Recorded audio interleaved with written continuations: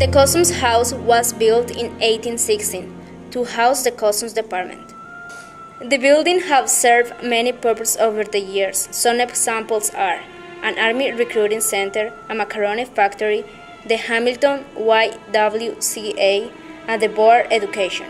They rented the building in 1887 using the backyard as a playground and set up two classrooms inside. In 1912, the Customs House was empty and in bad condition. In 1920, there was a fire on the second floor, which destroyed the roof and attic.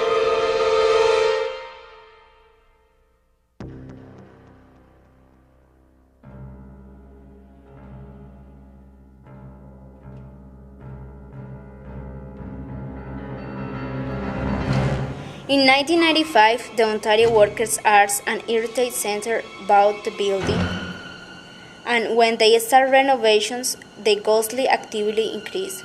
Workers arriving would find their tools dumped all over when they had been put away the night before, and one day they found the ghost had stacked all the tools up to the ceiling.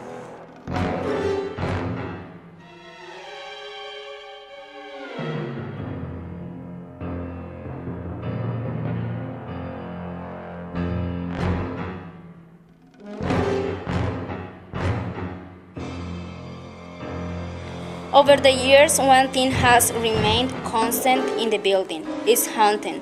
No one knows for sure who the ghost was when she was alive, but the Dark Lady, as she is commonly known, is as much around today as she ever was.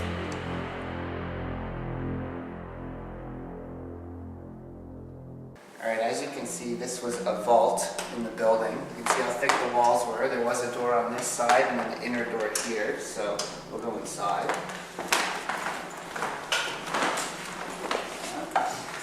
So, you can see scary old stone floor, really high ceiling. I don't know if you can hear on the sound my voice change. There's almost no air in here at all. It's dead silent. You can see on the wall over here, if you come closer.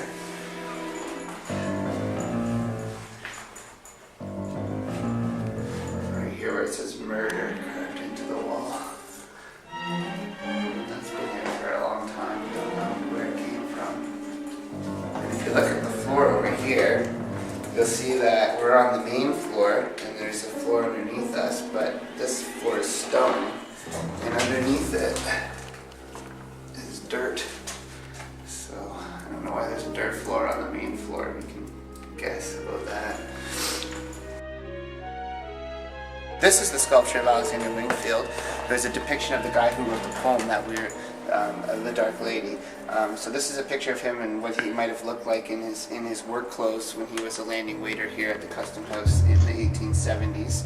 And you can see him with a lantern because there was no electricity and the cloak and stuff. So this is the guy we owe all the historical stories to about ghosts in the area. So whether or not he was just being a good poet or whether he was actually telling the truth, we don't know. But from the reactions people have had here, it's interesting that he's right here by the staircase, because years ago when we had a visitor come who brought her daughter to the center, standing on the ground in front of the staircase, the young girl kept tugging at her mother's skirt, and finally the mother said, "What?" And she said, "What's that?" And she pointed to the landing of the staircase, and the mother said, "It's the staircase, what do you mean?" And she said, "No, what's on the staircase? It looks like somebody's laundry, like a pile of black clothes." And the mother said, "Are you scared?" And the girl said, "No." But when they walked upstairs, she walked around the space on the floor before she walked up the stairs. She wouldn't step on something. So one of the stories that I was heard was that the Dark Lady from this building was pushed from the top of the staircase into the landing where she died when she was in an argument or a fight with one of the Custom House workers. So again, we don't know if there's any truth to that story or not, but that would be an interesting explanation for what the little girl saw, right? So.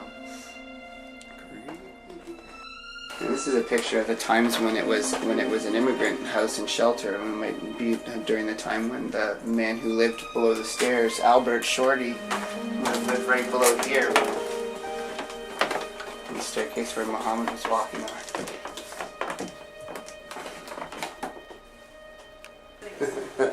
So this wall, years and years ago when it was being painted, the painter came running into the main office with his roller dripping in paint and said, "You have to come see this." And when they came out into the hallway, he pointed to the wall in this area here where the sign is now. You can see here some of the stroke marks, but underneath it said murder, M-U-R-D-E-R, murder.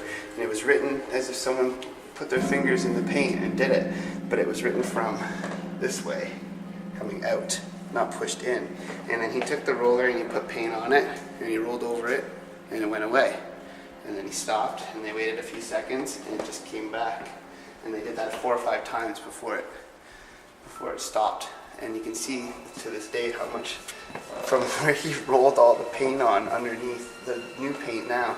You can see all the marks on the wall, and that whole section is thicker than the rest. You can really see it behind that sign.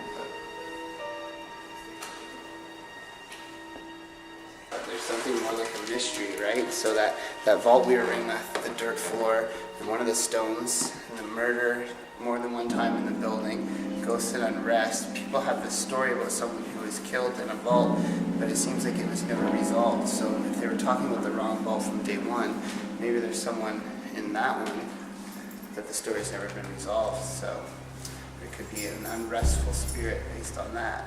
Here, this mirror used to be on the first floor. And the story is that the Dark Lady, who's one of the famous ghosts from the Custom House, who Alexander Wingfield wrote about in his poem, apparently she liked to brush her hair in the mirror or something like that. And when we first did the renovations in the mid-90s to the building and started changing things around, there was a story that the board of directors was debating whether or not to leave this in the base or on the main floor or hide it somewhere else. They were afraid that it would get broken if they left it out because people wouldn't want to touch it. And obviously it's old and it's wood, and you know things break. This part here has already been broken once before, so in order to protect it, they decided to move it up here. So supposedly one of the workers working late one night heard something like a whisper in his ear that said something along the lines of, "If you move my mirror, you know, you'll be sorry, or I'll get rid of you, I'll wash you away." And they decided the next day to move the mirror up into the attic, and they did. And then when they came in the next morning, there was a couple feet of water in the basement. The building had flooded overnight. So kind of a weird coincidence, maybe, or maybe not. So since then, when we keep the mirror up here, nothing really bad has happened as long as we kind of keep it clear, right? So we try not to put stuff in front of it, and we try to leave it open. So it's a good mirror, though. There's times when Haunted Hamilton, or hauntedhamilton.com, I should say, they do ghost tours here of the building a couple times a month during the nice times of the year. They come at night and they have tour guides who lead people through the building, and they tell some of the historical stories as well as a whole lot of the haunting stories that have come up over the years. And they dress like it's the 1860s, and they take you around by lantern light. But a couple times when they've got to this point, when they were in front of the mirror, people have had adverse reactions. So some people have felt weird or cold or something like this. But one time when I was here, someone actually started uncontrollably screaming and felt like they had something like inside of them. She started to cry, scream. She was shaking, and they had to take her, physically remove her from the building and get her outside, and they had to perform some kind of ceremony to make her, and then eventually she was calm and okay, but they had to use salt, and they had a sword or something, and they did some chanting and things. It was pretty weird. So, you know.